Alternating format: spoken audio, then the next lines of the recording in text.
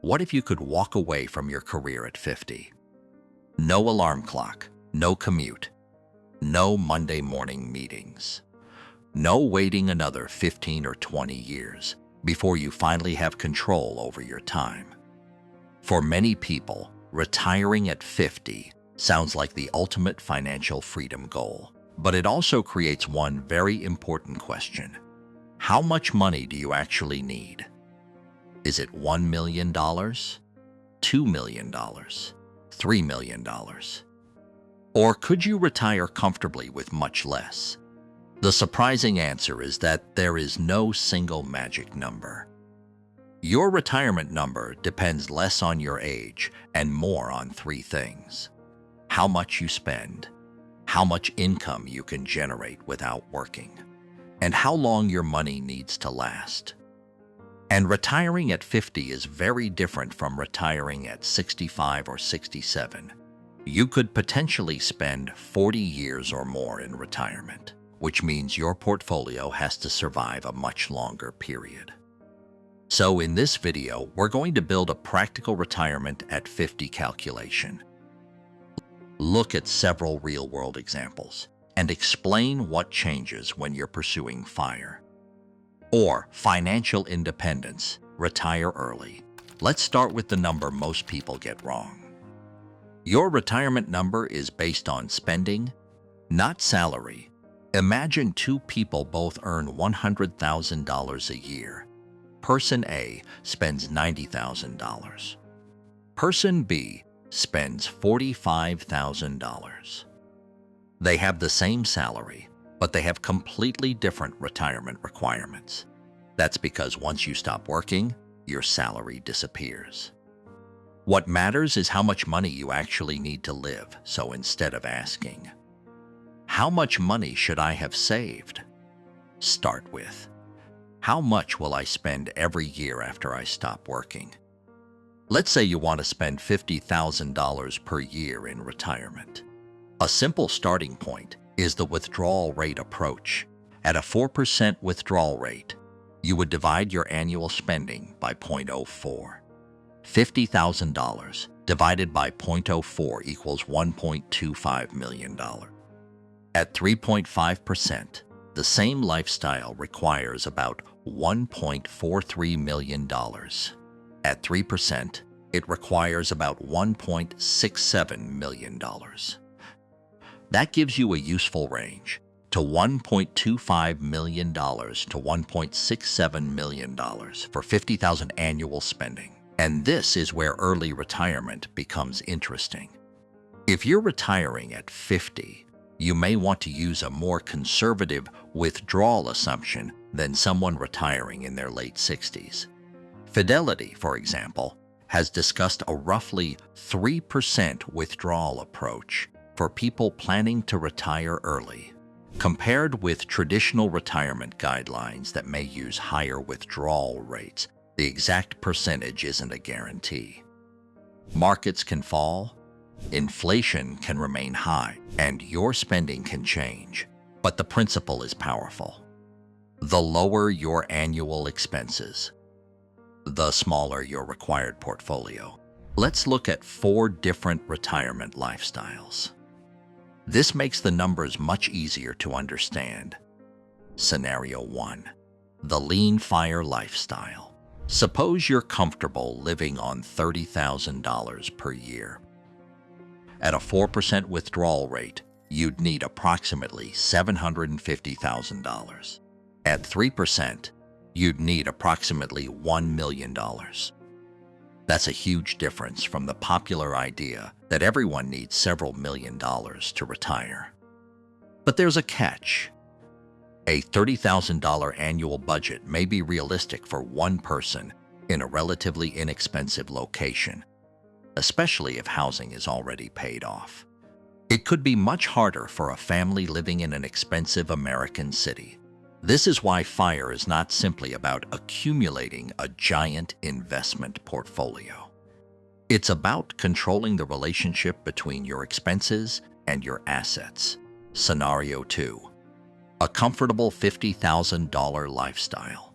Now imagine you want $50,000 per year. At 4%, your target is around $1.25 million.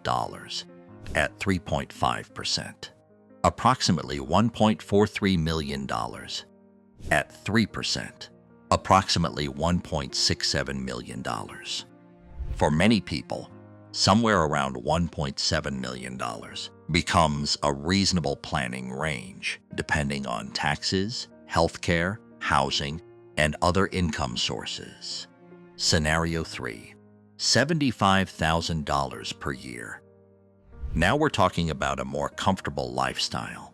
At 4%, you need about $1.875 million. At 3.5%, about $2.14 million. At 3%, about $2.5 million. So a household wanting to spend $75,000 annually could reasonably be looking at something around $2 million to $2.5 million. Before considering other income sources and taxes. Scenario 4, $100,000 per year. At $100,000 of annual spending, the numbers become much larger. At 4%, you need $2.5 million. At 3.5%, approximately $2.86 million. At 3%, approximately $3.33 million. So if your goal is a $100,000 lifestyle starting at 50, you're probably looking at a portfolio somewhere around $2.5 million to $3.3 million under these simplified assumptions.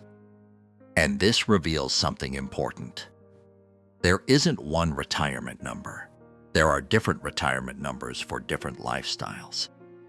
But there's a problem with retiring at 50. Here's what makes age 50 different. You can't simply calculate your annual expenses and assume the rest will take care of itself. You have a potentially very long retirement. Someone retiring at 50 could potentially need their portfolio to support them for 4 decades or longer. That creates something called sequence of returns risk.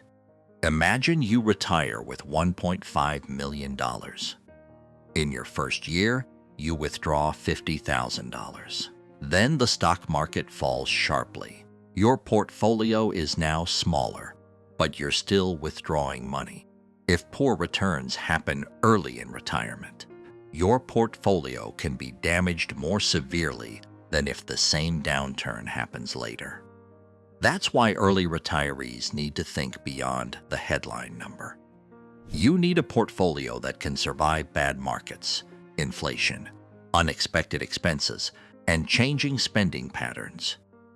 The second number you need, your income gap. Here's another way to calculate your retirement target. Suppose you want to spend $60,000 a year, but you expect $20,000 per year from a pension, rental income, or other reliable source. Your portfolio doesn't need to produce the entire $60,000. It only needs to cover the $40,000 gap. At a 3.5% withdrawal rate, $40,000 divided by 0.035 equals approximately $1.14 million. That's dramatically different from needing $1.7 million just because your lifestyle costs $60,000. This is why pensions and government benefits can completely change your retirement calculation. For Americans, Social Security is especially important. You can generally begin claiming Social Security retirement benefits at 62, but claiming before full retirement age reduces the benefit. For people born in 1960 or later, full retirement age is 67. So if you retire at 50, you may have to fund the first several years entirely from your own resources. That period is called the bridge years, and you need a specific plan for them. The healthcare problem. There is another expense early retirees cannot afford to ignore.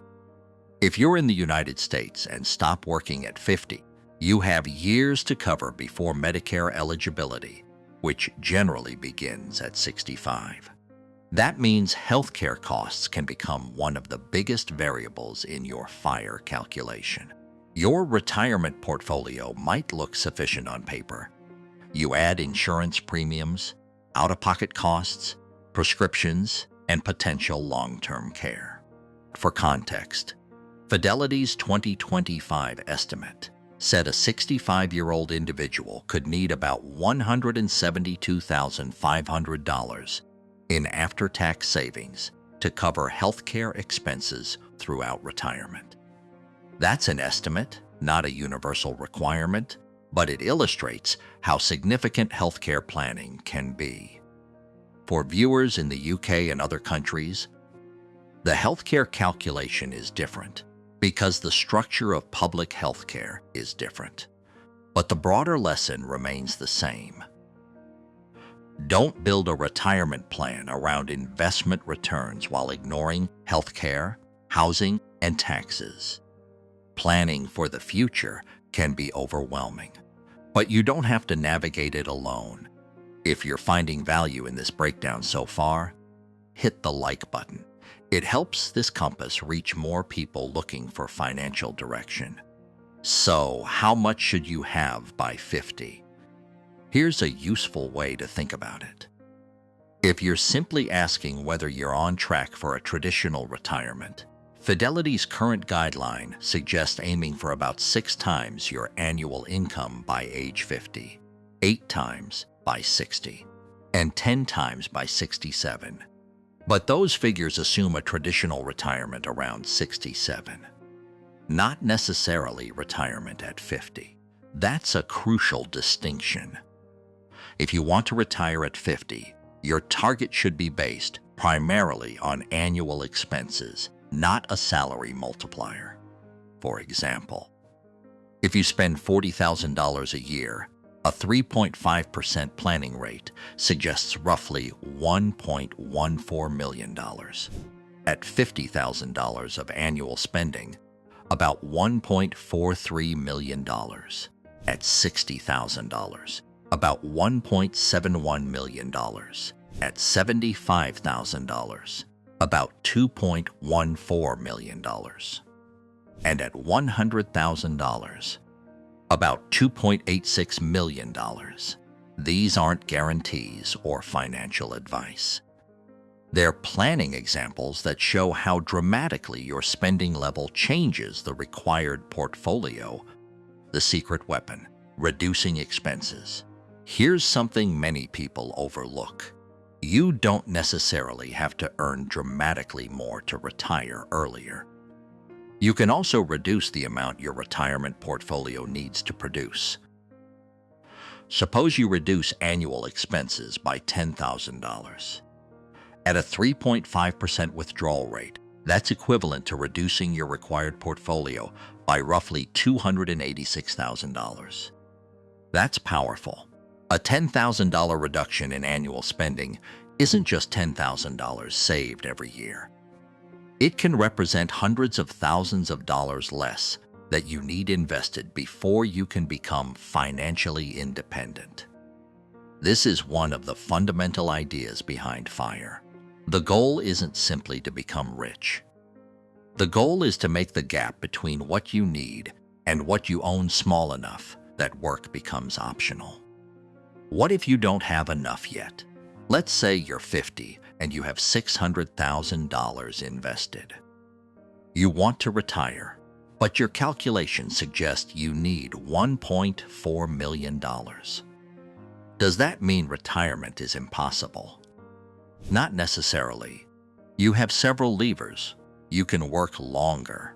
You can reduce expenses. You can increase your savings rate. You can earn additional income. You can delay claiming government benefits. Or you can combine several of these strategies. Even earning $15,000 a year through part-time work changes the calculation dramatically. If your expenses are $50,000 and you earn $15,000, your portfolio only needs to provide $35,000.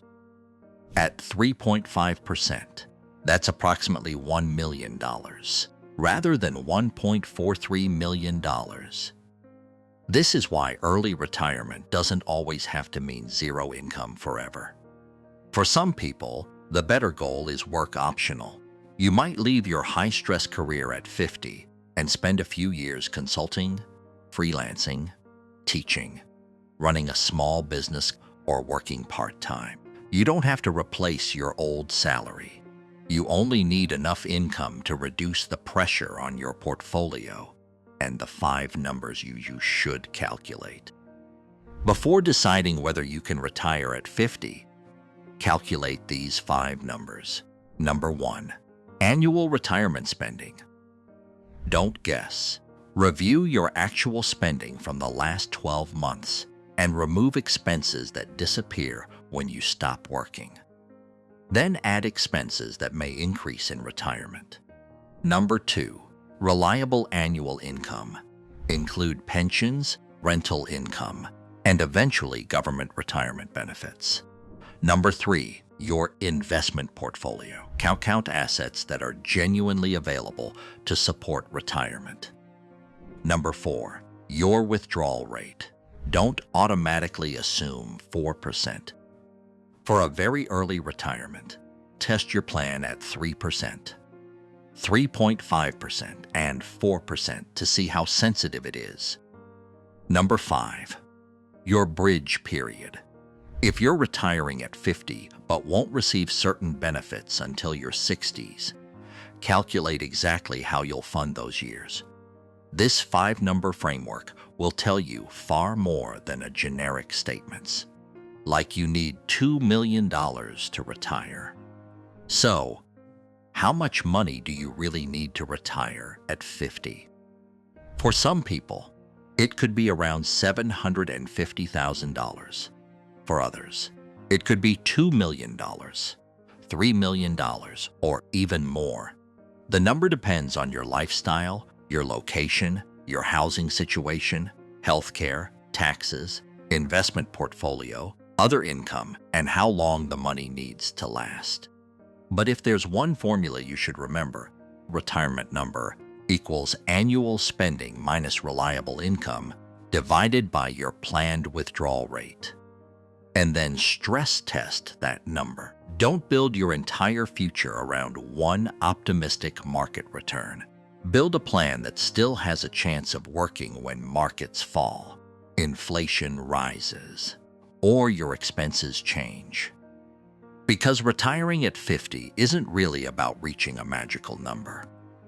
It's about reaching the point where your investments and other income can support the life you want without requiring a traditional paycheck. And that is the real meaning of financial independence. If you want to master the rules of financial freedom and navigate your way out of the 9-to-5 grind, consider subscribing to the Retirement Compass. We chart the path so you can enjoy the destination.